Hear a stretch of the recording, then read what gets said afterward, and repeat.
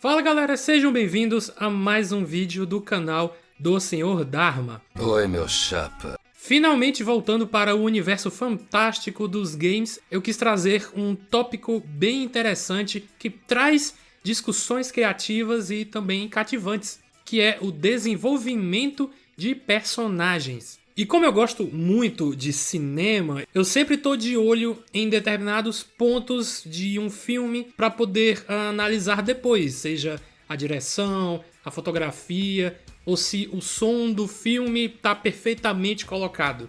E nos últimos anos eu passei a prestar atenção em tudo que eu admirava no cinema, só que agora nos videogames. Então esse vídeo eu destacarei alguns personagens que considero ter uma das melhores nuances e curvas dramáticas que tive a oportunidade de estar presenciando. Tudo isso baseado na minha humilde opinião de leigo dos games. E se você não quiser continuar como um espectador leigo, é só você clicar no botão de inscrição, deixar o like logo em seguida e por último apertar o botão do sininho. Você vai receber todas as notificações deste maravilhoso canal do YouTube.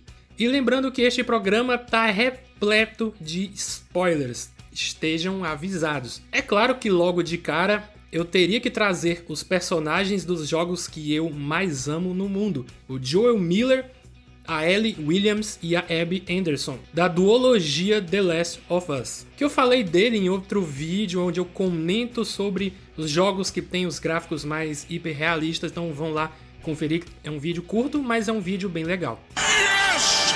E aí o Joel, por conta de uma tragédia, né, ele perde ali a filha bem no começo do primeiro jogo. O Joel ele acaba se tornando um homem mais sisudo, sem paciência, sabe, para as coisas. Mas ele tá bem preparado porque passaram 20 anos desde a morte da filha dele. Então são 20 anos num mundo apocalíptico com milhões de infectados espalhados pelo país. E quando a Ellie entra na vida dele, nós vemos a clássica história, né, do pai solteiro que precisa cuidar dela até chegar num determinado lugar e que o Joe acredita que não deve se importar muito com ela, apenas tem que cumprir o que foi combinado e fim de papo. A Ellie, obviamente, é bem diferente do Joel, claro, ela só tem 14 anos no primeiro jogo, mas é uma jovem que também teve um passado sombrio, ela perdeu alguém. Mas ela também é desbocada, inclusive eu adoro todos os momentos que ela xinga os palavrões, principalmente ali com o Bill. E apesar dela ter um pouco ali de maturidade, mesmo com 14 anos, ela tem um carisma que é inegável, que vai amolecendo aos poucos o lado rancoroso do Joel, que não acredita mais em nada. Antes o Joel via a Ellie como uma simples carga que precisava entregar para os vagalumes, já que supostamente ela é a chave para a cura, né, para encerrar o apocalipse. E o primeiro jogo é justamente ter que atravessar o país e enfrentar muitos infectados ali. São alvos complicados, né, de você ter ali um confronto. Mas tem um lado positivo nisso, é que eles são previsíveis, coisa que os humanos do jogo não são. Portanto, aos poucos nós vemos a construção do relacionamento entre Ellie e Joel sair de algo mais carrancudo para a estrutura paterna, né? Onde um pai cuida de sua filha, e é isso que acontece ali com os dois, apesar de não serem pai e filha biológicos. O Joel, como eu falei anteriormente, ele perde a filha dele, Sarah, então ele vê na Ellie ali uma chance de amenizar essa dor que ele carrega por 20 anos e começa a se afeiçoar pela Ellie, finalmente aceitando ali o papel na história quando algo grave acontece entre a Ellie e o David, que é um canibal. O problema é que esse canibal ele é, né, fazer umas coisas ali com a Ellie, né, que não podemos dizer aqui, senão o YouTube derruba. E a partir daí os dois ficam inseparáveis, né? Um fica cuidando do outro, o Joel tenta manter a Ellie fora de perigo e vice-versa, o que não dá muito certo porque o Joel quase morre numa parte do jogo. Aí a gente controla a Ellie por alguns minutos, né? Porque ela tem essa missão de salvar o seu pai, ou o pai não, o seu amigo, é uma figura paterna, né? Aí depois tem, né, o encontro com o David e os outros canibais, é um pouco tenso, porque no começo a gente não sabe quem ele é. Depois que a gente descobre, aí as coisas ficam sombrias. Caralho. E a relação entre o Joe E a Ellie fica bem mais forte quando os dois continuam sua jornada após esse encontro com os canibais. Só que a gente percebe que esse encontro com o David afetou muito mais do que o Joel e a gente imaginava. E tudo isso dá uma volta completa quando o Joel salva a Ellie mais uma vez, só que agora de ser morta na cirurgia, porque o seu cérebro, se eu não me engano, ele seria removido, porque a chave da cura tá na cabeça dela. E no final mesmo, a última cena, ele mente na cara dura, igual o Poderoso Chefão no final do primeiro. Ele diz pra Ellie que não, haviam outras crianças iguais a tu, eram imunes também. E que ela, né, a Ellie não seria mais necessária para os vagalumes. É bem estranho, a gente vê na cara da Ellie, ela não acreditou 100%, mas ok, ela aceitou. E olha que nessa parte, né, onde ele tira a Ellie do hospital, o Joel, ele comete uma verdadeira chacina, mata todo mundo que passa pela frente. E guardem bem esse momento e essa palavra. Ih, rapaz. O tempo passa e nós avançamos para o segundo jogo, que é ainda mais e mais sombrio que o primeiro, pois bem no começo do jogo, o Joel é simplesmente assassinado brutalmente pela Abby Anderson, que é uma personagem desconhecida, né, para todo mundo que começou ali a jogar, e nos gera automaticamente um senso de antipatia e também de vingança, assim como a Ellie. Pô, isso não vai ficar assim, tu matou o Joel? Tá doida? Agora eu vou matar você. Eu não sei nem o que dizer. E pra piorar, quando o Joel morre, ele e a Ellie estavam brigados. Mais na frente eu vou chegar nessa parte, mas eles estavam brigados. E com a parte da vingança em mente, a Ellie ela parte em busca de encontrar a sua algoz. Mas isso não será uma tarefa fácil, já que no caminho ela vai ter que enfrentar mais uma vez os infectados que estão evoluindo e mais humanos desgraçados, sejam os lobos ou os Serafitas. Serafitas que são um culto religioso que pegou ali os ideais de uma líder que virou Marte, só que distorceram. Foi mais ou menos isso que eu entendi. Tá sabendo legal? Lobos são um grupo onde a Abby participa, então para contextualizar aqui se você não entendeu. Ah, tá! Agora o incrível da parte 2 é que ele nos obriga a jogar com ambas as personagens, né? Uma primeira parte com a Ellie, onde também estamos com sede de ódio, de vingança. Eu quero pegar a Ellie, eu quero pegar a Abby. Mas já dizia o seu Madruga, né? A vingança nunca é plena. Mata a alma e a envenena. Guardem isso também. E no segundo momento do jogo, né, a segunda metade, nós controlamos a Abby. E aí nessa hora, muita gente ficou indignada, arremessou o controle na parede e se perguntou o que os roteiristas estão querendo com isso. Controlar a assassina do nosso polêmico e controverso herói? Jamais! Eu continuei, é claro, porque eu queria saber o que iria acontecer. E é aí que descobrimos que o Joel havia matado o pai da Abby quando ele passou o cerol em todo mundo daquele hospital no final do primeiro jogo. É um plot twist que explodiu a minha cabeça. Ela teve um bom motivo de ter feito o que fez, mas será que isso era a resposta? Não. Sim. Não. E após matá-lo, ela deixa a Ellie livre e vai embora. Então, a Abby não é simplesmente uma assassina sanguinária com requintes de crueldade 24 horas por dia. Não. E eu ainda ouso dizer que a jornada dela é bem mais legal do que da Ellie. Ela é mais interessante, não tem esse papo de vingança e ódio pro resto do jogo. Cala essa boca, eu! Não que a parte da Ellie seja ruim. Não é isso, mas é que eu acho que não tem tantas camadas profundas quanto os momentos da Abby. É mentira! A Abby ainda ajuda dois Serafitas, né? O Lev e a irmã dele, eu não vou lembrar o nome dela. Porque eles dois, eles não são fanáticos como todos os outros que pertencem ao culto. Ela ainda participa de uma batalha entre os lobos e os cicatrizes, que é como os lobos chamam os Serafitas, pra quando ela voltar pros seus amigos, e aí nesse momento tá só ela e o Lev, porque a irmã do Lev morre, a Abby encontra todo mundo morto, né? Todos os seus amigos ali foram assassinados pela Ellie, inclusive a Mel, que estava grávida. Aí não. Porque quando a Ellie a matou e percebeu que a mesma estava com um bebê na barriga, ela automaticamente desmonta psicologicamente e ela até ouve bem distante a voz do Joel, mas que na verdade era o irmão dele, o Tommy.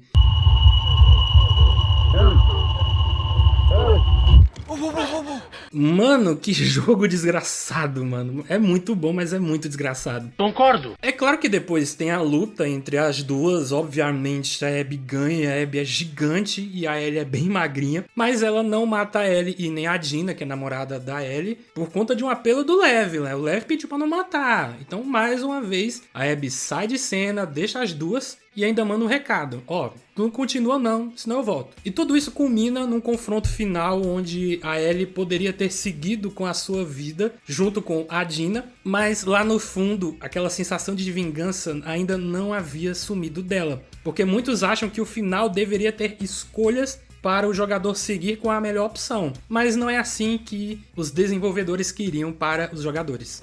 Lembra do Seu Madruga? É um ditado antigo que a gente viu num programa infantil, mas se aplica numa história pesada, cruel e capaz de desgraçar e traumatizar o seu emocional. Ah, mas então tudo isso foi inútil, não valeu de nada se no final a Abby não morre. Chato pra caralho. Eu consigo entender quem se decepcionou com isso, sério, mas eu penso que essas pessoas não entenderam bem o que os roteiristas queriam. Ou até podem ter entendido e mesmo assim não gostaram, é um direito seu. Tudo isso foi pra comprovar que a vingança não leva a nada, não vai trazer seus entes queridos de volta e pode até saciar o seu ódio, mas esse pesadelo não vai sair da sua cabeça nunca mais. E a Ellie descobre isso da pior forma, já que na luta final com a Abby lá na praia, a Abby morde 2 dedos da Ellie e arranca esses 2 dedos. Puta merda, isso foi do cacete. Dedos que ajudavam a Ellie a tocar o violão do Joel. Violão esse que era a última coisa que a fazia lembrar da sua figura paterna. E agora nem mais ela pode fazer isso, ela não consegue mais tocar. Putz, cara. Então praticamente ela não tem mais ligação com o Joel. Então por isso que o violão era o último elo entre os dois. Então se ela tivesse ficado na casa com a Dina e o JJ, que é o bebê da Dina, nada disso teria acontecido. Mas de novo, não seria o final ideal. Infelizmente a gente precisava ver a Ellie entrar de vez na vingança pra gente ter uma redenção. Só que infelizmente isso levou para o seu maior medo, que é de ficar sozinha. E o jogo acaba assim, ela sozinha, deixando ali a casa onde estava com a Dina e o violão do Joel. Eu estou cansado, chefe. Então todas essas informações comentadas por mim foram para que você compreendesse como esses personagens são muito bem escritos.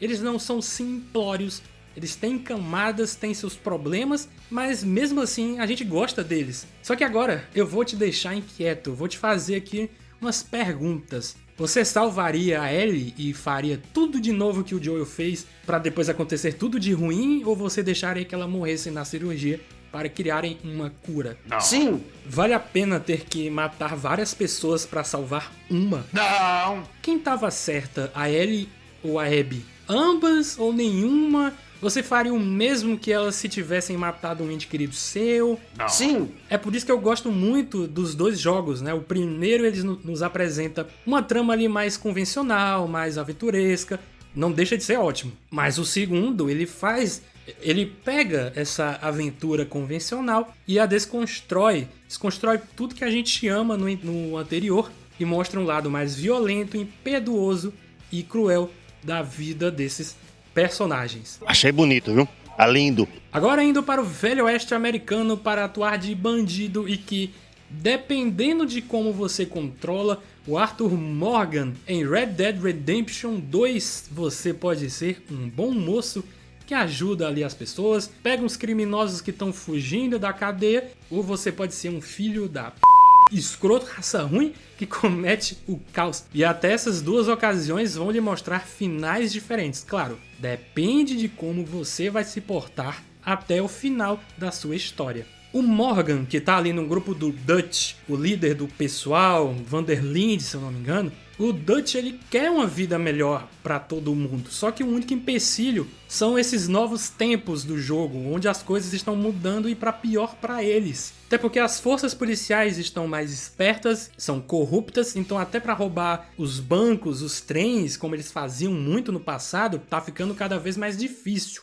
Só que o legal do Arthur Morgan é que a gente controla ele por uma boa parte, eu diria que 90% do jogo, 10% aí é outra coisa, mas é o suficiente para sermos agraciados com um personagem incrível que, apesar de ser um criminoso, ele não é um bastardo desgraçado como o Micah. Esse sim é um cara odiável. Mas o Morgan também não tá isento de ser um cara um pouco insensível. Eu acho que bem no começo tem momentos que ele não liga muito pro que vai acontecer com as pessoas, não. Mas aí entra a nuance do roteiro, né, que escreve ali o personagem do Arthur, traz ali as suas camadas, faz ele perceber que o mundo não é mais dos foras da lei. Ele entende que algumas pessoas do grupo também não são flor que se cheirem, principalmente o Micah. E ele tem saudades de viver com a sua amada Mary Linton.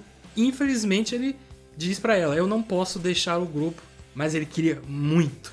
Então ele passa a deixar de ser apenas um bandido para ser um homem que vai se libertando ali da crueldade e também da brutalidade dessa vida de crimes. E é bacana que no começo do jogo, Arthur Morgan já é um personagem durão, ele é consagrado, ele é muito bom, já é amigão de todo mundo ali, é braço direito do Dutch, faz tudo que ele pede, até um certo momento, claro. E aí o Morgan, ele percebe que até o Dutch tá ficando mais corrompido das ideias com o passar dos dias. Pior ainda pro Morgan, porque ele também descobre que tá com tuberculose. O que ele faz é esperar pela morte. O quê? Daí em diante, né, ele vai falecendo aos poucos, mas não deixando de ajudar quem realmente precisa. Existem 2 finais, ou são 4, eu não lembro. O que eu recordo é que tem ali algumas diferenças quando o Arthur tá prestes a morrer. Então melhor você jogar e descobrir. E mais uma vez eu vou deixar pra vocês quem é melhor, o John Marston do primeiro jogo ou Arthur Morgan do segundo? Deixa aí nos comentários. Beleza. E para finalizar o vídeo, o Kratos, o Clayton de God of War, o bom de guerra. Ele é simplesmente um personagem muito curioso de se analisar, porque ele viveu 2 eras distintas, né? Uma é a mitologia grega e a outra a mitologia nórdica. Na grega, o Kratos, ele era um espartano cheio de fúria, mas pediu arrego pro Ares, o deus da guerra, porque ele estava para morrer. Ele disse, Ares, mata os meus inimigos aqui, eu faço tudo que você quiser. Só que aí um problema é que durante um momento de violência, o Kratos ele acaba assassinando sua esposa e filha. E isso lhe traumatiza pro resto da vida. Só que tudo isso aconteceu por conta do Ares. Ele mexeu os pauzinhos e fez o Kratos matar sua própria família. O Kratos ele jura vingança contra o Ares, que é basicamente a trama do primeiro jogo. Depois o fantasma de Esparta, assim como ele é conhecido, ele derrota o deus da guerra, vira o novo deus, mas não demora muito até ele ser destituído e morto por Zeus. Só que o Kratos, ele é persistente. Ele morre, mas ele volta. E de novo, nós vamos pro tema da vingança. Só que agora contra o deus do trovão. Não é o Thor, eu estou falando do Zeus. E aí essa nova jornada, né, de sangue, de violência, levam 2 jogos. O terceiro, ele encerra de vez o massacre que o Kratos comete no Monte Olimpo, matando todos os deuses presentes ali.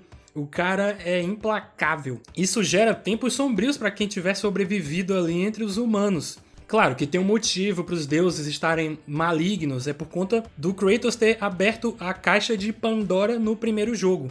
E assim que ele abriu, liberou tudo de ruim. E esse tudo de ruim foi infectando os deuses. Só que aí o Kratos, sem saber, fechou a caixa e deixou a esperança presa. E vamos lembrar que durante esses 3 games, eu não estou contando com os derivados, pois eu não os joguei, o Kratos é uma máquina de matar, é um homem incontrolável e cheio de ódio contra quem traiu ele. Tem poucos momentos ali de bondade e de auxílio a quem tá precisando. Eu gostava do personagem quando eu joguei a trilogia clássica, mas eu sabia que ele tinha ali muito pouco a ser analisado. O seu lado cruel habitava muito mais do que o seu lado humano, que, sei lá, praticamente nem existia mais. Então, por ser um protagonista sem camadas, praticamente sem falhas, apesar de morrer e voltar, criou-se esse estigma onde o Clayton era apenas um homem invencível, capaz de matar, e apenas isso, e também berrar o jogo inteiro.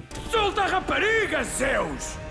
que mudou na duologia nova, né, onde o Kratos vai para Midgard e agora tem um filho, o Atreus, ou Mateus. E esse Kratos, ele é o oposto do que era o de antes. Agora ele é mais calmo, mais sereno, é mais sábio, ele pensa antes de agir e ele tá protegendo seu filho dos perigos desse mundo, porque tem sim. Portanto, eu acho incrível quando pegam um personagem que era bem unidimensional e lapidam para transformar algo mais extraordinário de ver. Convenhamos que por mais que o antigo Fantasma de Esparta era legal, era também sem graça por não ter um passado tão bem escrito. Ah, perdeu a família, ok, mas só foi isso, nada mais. É claro que os games derivados, eles podem ter ajudado a mudar isso, mas como eu não joguei, eu não sei. E eu prefiro também o que foi feito na duologia nova. E nos dois games, né, a gente segue esse novo Kratos, que não quer voltar à matança, porque ele deixou esse tempo nebuloso para trás, ele só quer ter uma vida de paz. Mas não é o que ele recebe, porque logo ele é descoberto pelo Baldur,